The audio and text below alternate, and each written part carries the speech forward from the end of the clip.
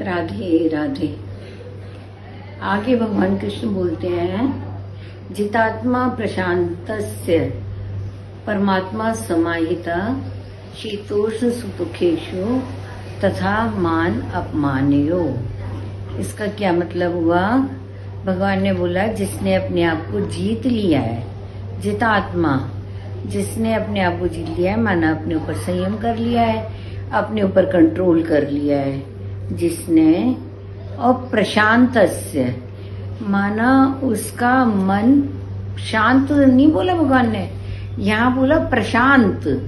प्रशांत का क्या मतलब हुआ? अंदर बाहर शांति, अंदर भी शांति। ये नहीं कि ऊपर से तो बैठा है शांत होके और अंदर में उसका मन चल रहा है, ऐसा नहीं है। अंदर बाहर दोनों तरफ शांति है ना।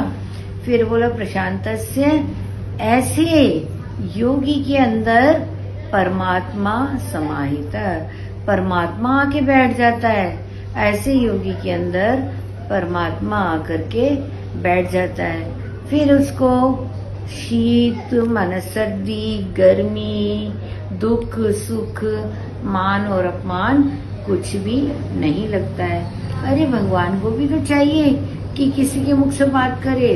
भगवान के भी तो देखो ना, वो बोलते हैं ना कि बिन पग चलई सुनई बिन काना, है ना, और कर बिन कर्म करई विधि नाना, बिन वाणी वक्तावड़ जोगी, है ना, बोला है ना रामायण में इस तरह से। तो अब भगवान को तो वाणी नहीं है, तो भगवान को कुछ चाहिए, ऐसा माइक चाहिए भगवान को जो खाली हो, जिसके हृदय में परमात्मा आके विराजमान हो और फिर परमात्मा उसके मुख से बात करता है ना। तो बोला फिर वो कैसा होता है? वो गर्मी सर्दी, दुख सुख, मान अपमान में एक समान रहता है। इसके ऊपर मेरे को भगवान बुद्ध की याद आ रही है। भगवान बुद्ध अपनी तपस्या में बैठे हुए थे, उनको कुछ होश नहीं। देखो, किसी का कुछ बिगाड़ते नहीं है। योगी अपनी साधना में रहते हैं, अपने ध्यान ज्ञान में रहते हैं, लेकिन पता नहीं लोगों को क्या होता है। तो किसी ने आकर के भगवान बुद्ध का, वो समाधि में थे तभी आके उनका कान काट लिया। कान काटा तो खून बहने लग गया। तो एक उधर से योगी और जा रहा था, उसने देखा भगवान बुद्ध को तो होश ही नहीं है, वो तो अपनी समाधि में बैठे हुए हैं। तो उसने आके भगवान बुद्ध का कान सिल दिया।